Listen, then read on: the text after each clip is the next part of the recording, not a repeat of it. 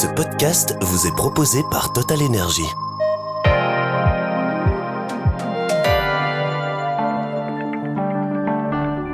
À l'ère de l'IA, allons-nous arrêter de lire des livres? Allons-nous arrêter d'apprendre l'orthographe?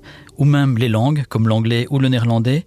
L'IA va-t-elle transformer le langage? Je suis Christophe Charlot, vous écoutez Face à l'IA, le podcast tech de Trends Tendance. Et pour répondre à ces questions, je reçois Xavier Lombard, fondateur et CEO de Lexi, start-up belge spécialisée en intelligence artificielle. Xavier, bonjour.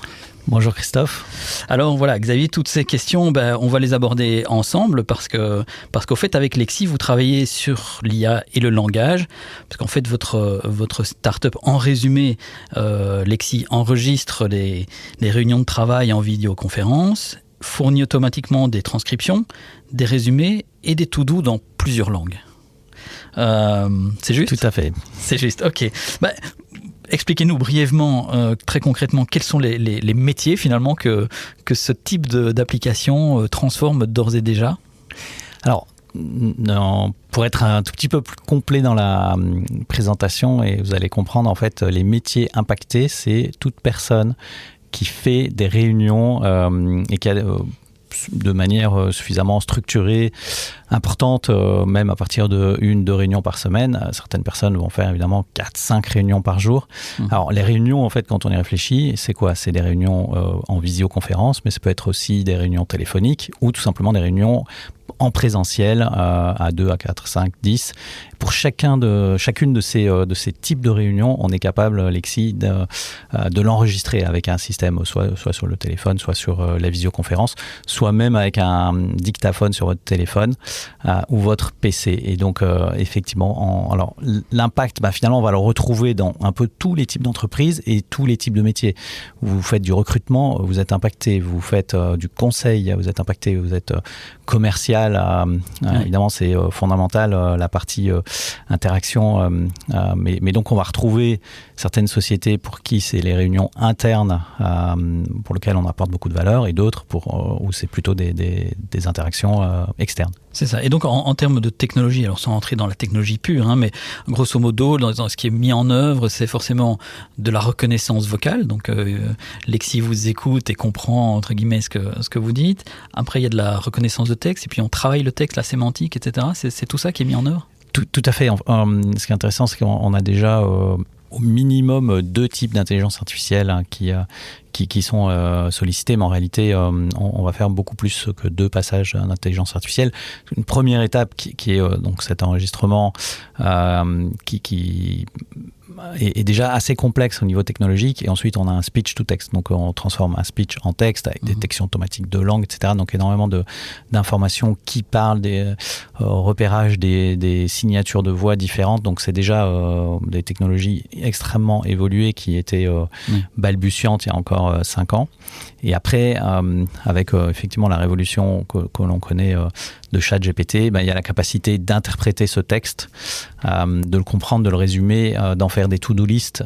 Et aujourd'hui, alors là, les to-do list, c'est intéressant parce que je vais pas dire que le transcript, etc., et le résumé, et tout ça, c'est déjà bien acquis par tout le monde, en tout cas dans le monde du business. Mais par contre, les to-do, donc ça veut dire que à la fin de 10 minutes après ou quelques minutes après la réunion, on reçoit le mail de Lexi qui fait son travail, et on voit les différentes personnes qui sont présentes à la réunion doivent faire ceci. Donc Christophe doit envoyer un email à Xavier doit pas oublier d'envoyer les photos, etc., etc. C'est que ça fonctionne comment? Parce que ça, c'est bluffant quand même. Voilà, ça de nouveau, c'est un passage spécifique pour l'IA qui ne va que chercher l'info de qui doit faire quoi, et avec un petit tri qui est fait derrière. Donc il y a beaucoup d'intelligence dans le prompting, et puis évidemment dans l'intelligence artificielle qui est utilisée par derrière. Ce qui est bluffant ici, on vient de le dire, le fait de le faire, mais aussi l'usage. Vous allez avoir des chefs qui ont beaucoup trop de réunions, donc ils vont pouvoir diviser par 2 le nombre de réunions. Et pour être précis, en 1 heure de réunion va être résumé en 3 minutes. Donc quelqu'un qui n'a pas participé à la réunion peut savoir ce qui s'est dit de manière très structurée 3 minutes après la fin de la réunion, en sachant qui doit faire quoi, et éventuellement interagir donc post-réunion de façon très rapide. Donc oui, c'est des changements quand même très profonds dans la manière de travailler, dans la manière de s'organiser et dans les opportunités de gain de temps aussi et d'efficacité. C'est ça. Alors évidemment, on comprend bien dans l'univers du business. Alors moi, ce qui m'intéresse, c'est aussi de voir jusqu'où on peut aller. C'est-à-dire que on peut très bien imaginer que ces technologies, vous les mettez au profit des réunions de travail. Ça peut aller beaucoup plus loin. Dans l'enseignement, j'imagine que là, le fait de pouvoir résumer, le fait de pouvoir, pourquoi pas, chercher des points spécifiques dans des textes, etc., ça permet des choses gigantesques. Ça se fait déjà très, très clairement, mais ça veut dire qu'on va apprendre autrement. Aujourd'hui, c'est la rentrée des classes en plus. L'élève, dans quelques années, pour autant que ça rentre dans les écoles, va apprendre tout à fait différemment. Tout à fait. En fait, c'est ce qu'on voit déjà. Donc aujourd'hui, c'est tellement nouveau que pour l'école, l'université, c'est difficile de l'intégrer de façon intelligente. Et il y a un enjeu complètement fou. Donc il y a des gens qui vont enregistrer de manière peut-être en scred cachée, mais dans un objectif. Ah oui, vous voulez dire quoi? Attendez, vous voulez dire quoi? Ah oui, un élève va pouvoir enregistrer un cours. Il a son téléphone, il enregistre avec son téléphone. À la fin du cours, il y a son résumé qui est fait de manière structurée. Il n'a plus qu'à apprendre son résumé. Mais bon, voilà, avec tous les points positifs que ça comporte, mais les points négatifs où les copains peuvent se dire bon, moi j'ai plus besoin de venir au cours parce qu'il y en a un qui vient prendre l'enregistrement complet et le résumé. Donc on voit en fait, comme toute nouvelle opportunité majeure, extrêmement disruptante, la menace aussi quand c'est mal utilisé. Sur la lecture aussi, donc l'élève ou même voilà, dans le monde du business, un patron, un CEO, un livre de management, c'est toujours intéressant, c'est parfois fastidieux. On met le PDF dans un GPT, on a un résumé. Est-ce qu'on va désapprendre à lire aussi? On sait qu'on est dans une économie de l'attention, donc on a de moins en moins de temps. Est-ce qu'on va désapprendre à lire long? Clairement, c'est la menace. Il y a une menace terrible déjà que on voit la télé prenait 4 heures par jour. Je pense que le smartphone, il en prend 8 ou 10. Et l'IA vous permet de faire des choses qui étaient infaisables avant. Donc, vous avez encore moins envie peut-être de lire, de vous promener, etc., etc. Et donc, on voit cette menace en fait de certains vont il y a un livre qui a fait un énorme tabac qui s'intitulait La fabrique à crétins. Donc le danger, c'est mal utilisé. Je crois qu'il y a même des études qui montrent que l'arrivée de l'IA mal utilisée réduit votre potentiel intellectuel, donc votre QI. Mais bien utilisé, c'est-à-dire maximum, je dirais, 1 heure par jour. En fait, si vous utilisez votre smartphone 1 heure par jour et qu'en plus vous l'utilisez extrêmement bien, c'est impossible. Mais soyons honnêtes. Non, en fait, c'est impossible. Mais en réalité, ceux qui souvent sont un cran au-dessus des autres, c'est que justement, ils savent éteindre leur GSM.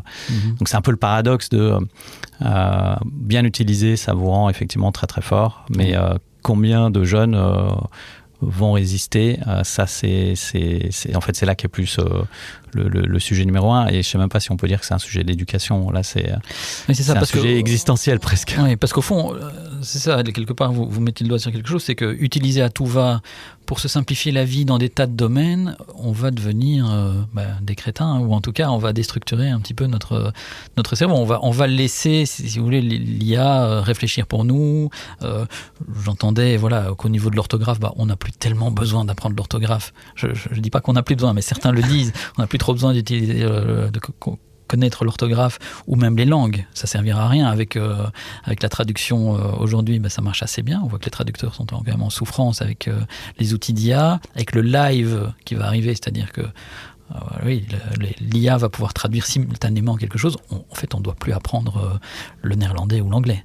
Ouais. En fait, ça c'est évidemment le côté obscur de l'arrivée de l'IA, c'est que il vous donne la tentation de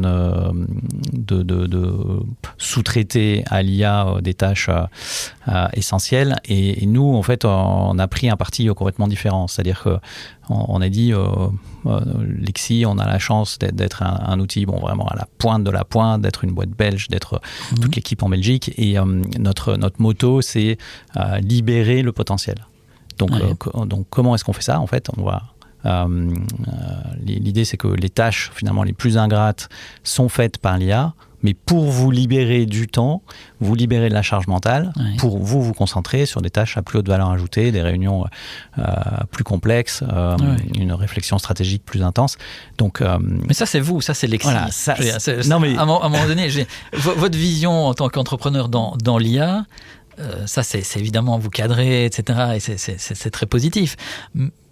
Mais votre vision quand même de la société, de l'évolution de l'IA et de l'usage de l'IA, c'est quand même qu'on va vers ça, on va vers une déstructuration de l'intelligence quelque part. Vous parliez de sous-traiter j'aime bien utiliser, en fait, quand le couteau a été inventé ou le feu, ça, tout de suite, ça a ouvert des opportunités. Avec un couteau, vous faites de la cuisine, vous avez énormément de tâches essentielles qui structurantes, mais vous pouvez tuer quelqu'un avec qui vous n'êtes pas d'accord. Donc, chaque évolution majeure, ça a un côté positif ou négatif. Ici, on est sur une évolution majeure. Et donc, ceux qui vont faire l'effort d'en tirer le meilleur vont effectivement en tirer le meilleur. Mais beaucoup ne le feront pas. Ouais. Et donc, il y a effectivement... une angoisse. Moi, je le sens très fort. Je pense qu'il y a seulement... en fait, je ne connais pas les statistiques, mais j'ai l'impression que vraiment exposé à l'IA comme nous on l'est au quotidien, c'est peut-être 10, 15, 20%. Donc il y a 80% des personnes qui ne savent pas ce que c'est que l'IA, qui ne savent pas l'utiliser. Ils ont peur. Vous ne connaissez pas quelque chose, ça fait peur. Et donc, il y a un petit côté paradoxal.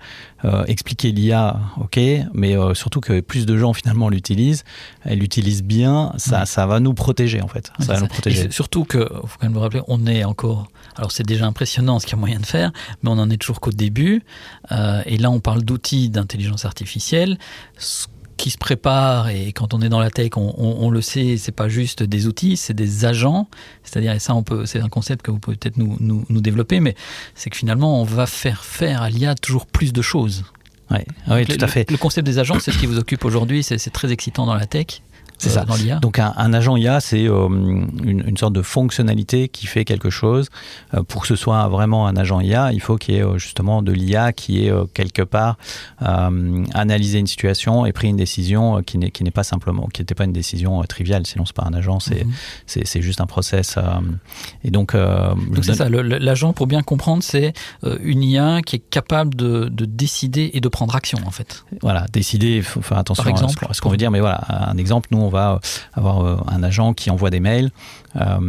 Donc à la fin d'une réunion, l'agent analyse la réunion, et si elle comprend qu'elle doit envoyer un mail aux participants, elle va le faire, qu'elle doit préparer une offre, ce qui est encore autre chose, une offre, elle va préparer une offre. S'il y a une date de réunion qui a été fixée avec telle et telle personne, elle va préparer un calendrier et le remplir. C'est déjà le cas, ça, ou ça, c'est les agents sur lesquels on est en train de travailler. Nous, ce qui est déjà le cas, c'est la possibilité d'envoyer au bon endroit dans un CRM, donc c'est un outil de management, et donc c'est déjà des décisions qui sont quand même assez...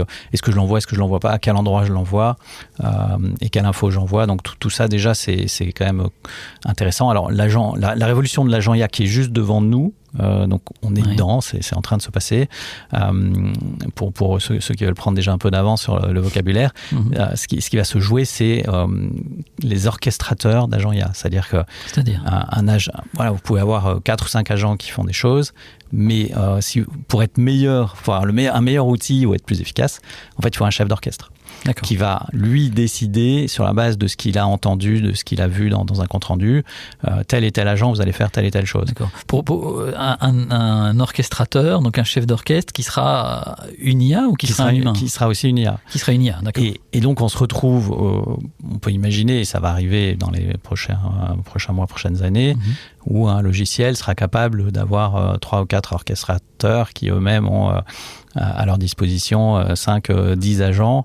Et donc vous avez une sorte de petite armée à votre service. Une entreprise en fait. Ou un petit département. Non mais c'est ça, un petit département qui fait plein de choses suite à une simple réunion. Alors on vous dit mais vous faites plus rien. En fait si, là où l'intelligence maximale elle sera dans la réunion en fait. Oui. C'est ça. Et donc, quelque part, on aura, vous dites, des départements dans les entreprises qui fonctionneront de manière automatique grâce à des intelligences artificielles, qui seront au mieux un petit peu supervisées par un humain. C'est ça. C'est ça. C'est le côté... donc, comme je le disais, quand on ne connaît pas, ça fait peur. Puis une fois qu'on va le connaître, ça fera moins peur. Et bien utilisé, ça nous déchargera de certaines tâches. Mais ce qu'on peut aussi rajouter, et c'est la première fois qu'on a une révolution d'une telle ampleur qui touche ce qu'on appelle l'école blanche. C'est-à-dire que les révolutions précédentes ont permis de remplacer plein de gens qui travaillaient dans les champs par des tracteurs, puis le cheval par des voitures. Ici, c'est ceux qui étaient... on n'est pas en train de remplacer un plombier, quoi. Et ça, ce sont des évolutions. Vous, en tant qu'entrepreneur, alors vous développez, vous êtes avec toujours des nouvelles fonctionnalités, etc. J'imagine que forcément, vous réfléchissez à l'impact positif que vous pouvez avoir pour vos clients, toujours le gain de temps, l'efficacité, la productivité. Est-ce que vous réfléchissez quand même aux impacts de ce genre de technologie, soit détournée, soit de manière globale sur la société. On a parlé de la traduction, de l'apprentissage, enfin pas de la traduction, mais finalement de l'apprentissage d'une langue. Est-ce qu'on devra apprendre une langue? Est-ce qu'on va changer notre lecture? Est-ce que c'est des choses auxquelles de temps en temps vous réfléchissez, vous êtes conscient de ça? Alors je dis pas que Lexi va changer tout seul tout ça, mais vous participez quand même à toute cette évolution. Non, je pense que chaque entreprise trace son sillon. Nous c'est vrai qu'on met quand même un peu le paquet sur le côté éthique, et puis sur effectivement la mission, la vision de la boîte. Alors on a la chance de travailler dans une IA qui augmente les capacités, qui libère de la charge mentale. Donc déjà, au lieu de remplacer des gens, moi je me revois il y a 3 ans, j'ai abordé des équipes de vente, les gens avaient 50 personnes et ils me disaient si je peux en supprimer 2 ou 3, je prends Lexi. Aujourd'hui, je l'entends plus jamais. J'entends plutôt effectivement j'ai 50 personnes et ce que je veux c'est vendre plus, faire croître mon entreprise, et voilà. Donc ça déjà. Enfin ça après vous le voyez pas. Oui, alors on le voit pas forcément, mais en tout cas le discours. J'imagine que certains le font quand même. Peut-être, mais en tout cas le discours a fondamentalement changé, et donc ça on est content. Et après sur le côté éthique, c'est sûr que nous on a bien identifié des lignes rouges qu'on veut pas que nos clients utilisent, enfin franchissent.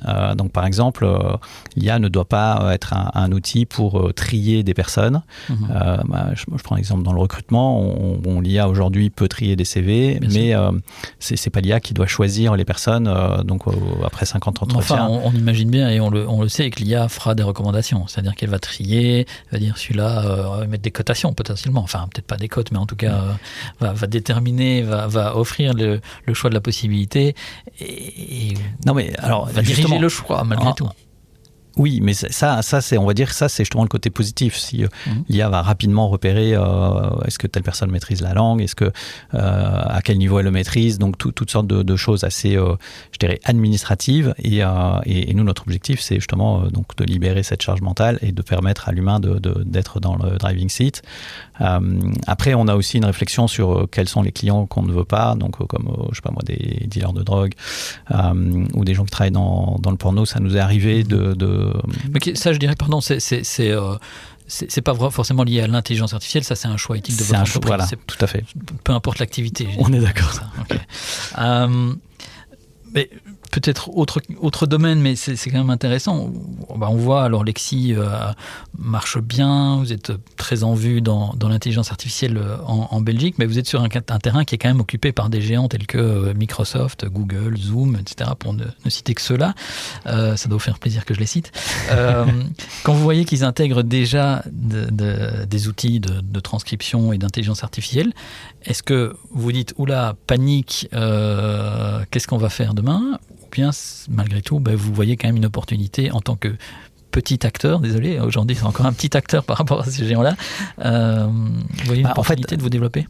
Clairement, ici, on est sur menace-opportunité. Donc, la menace, on a régulièrement des clients corporate ou semi-corporate qui disent finalement, j'ai choisi de rester avec les résumés des GAFA.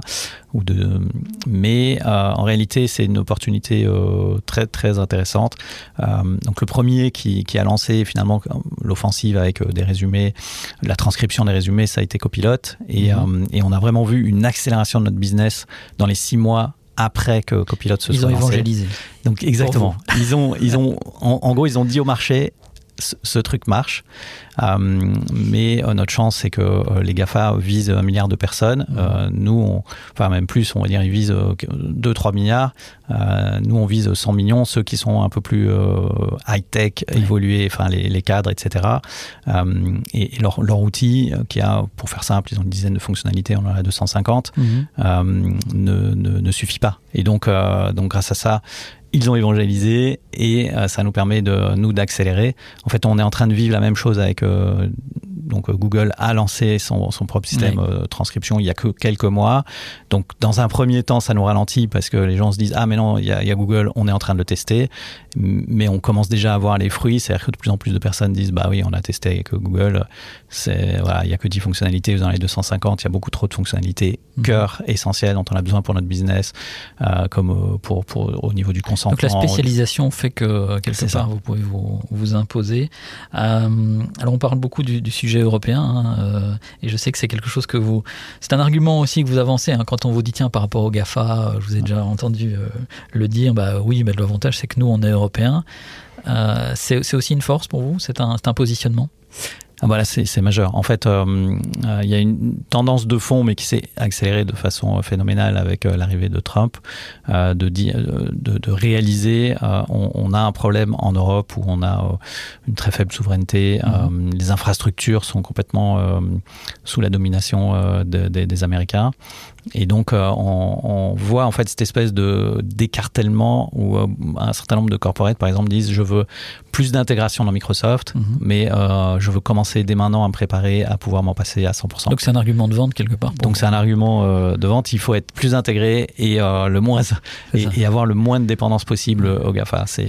Et on travaille sur ces deux pistes en parallèle. Du coup, vous me voyez venir avec la question vache derrière. C'est que, effectivement, vous êtes européen, mais les LEM, c'est-à-dire les modèles d'intelligence artificielle que vous utilisez aujourd'hui sont quand même américains, parce qu'au fait, il y a majoritairement ça sur le marché aujourd'hui. Alors, oui, mais il y a une alternative, c'est que la plupart des grands acteurs ont créé leur modèle open source, c'est-à-dire que vous récupérez ces modèles, vous les faites tourner on-premise sur votre propre infrastructure. Et pour peu qu'elle soit sur un des deux gros acteurs français, alors vous devenez complètement indépendant. Donc les solutions existent, en fait c'est ce sur quoi on travaille. D'accord. Ouais. Donc on a déjà des tests, ce sera disponible normalement d'ici l'année prochaine. Donc, et c'est ce grand écart de plus d'intégration dans les GAFA et travailler dès maintenant le fait d'être totalement autonome par rapport au GAFA et d'en avoir plus aucun lien, quoi. C'est ça. Mistral, justement, acteur européen, pourquoi vous ne l'utilisez pas aujourd'hui? Alors, Mistral, on peut l'utiliser. On l'a déjà testé. En fait, il y a 1 an, ils n'étaient pas du tout. Vraiment, il y avait un très gros écart de niveau, l'écart se rétrécit. Pour nous, c'est assez facile de se mettre à l'utiliser techniquement, parce qu'ils sont très intégrés à Microsoft, de nouveau, cette espèce de grand écart. Donc il y a eu un gros deal entre Microsoft et Mistral. Donc, en quelques clics, on s'est basculé du LLM de Microsoft au LLM, donc à l'intelligence artificielle de Mistral, qui est un acteur français, mais bon, déjà, une grande partie des capitaux est américain. Aussi, c'est vrai. Donc, tout est compliqué, mais par exemple, nous, gérer notre vision long terme, c'est plutôt de récupérer le modèle Mistral open source et de le faire tourner sur nos propres serveurs. Ça nous permettrait d'être doublement indépendant des GAFA américains. Parfait. Merci Xavier, fondateur et CEO de Lexi, d'avoir été avec nous pour déjà un petit peu décrypter ces évolutions. C'était Face à l'IA, le podcast tech de Trends Tendance. On se retrouve la semaine prochaine. Merci Christophe. Merci Xavier.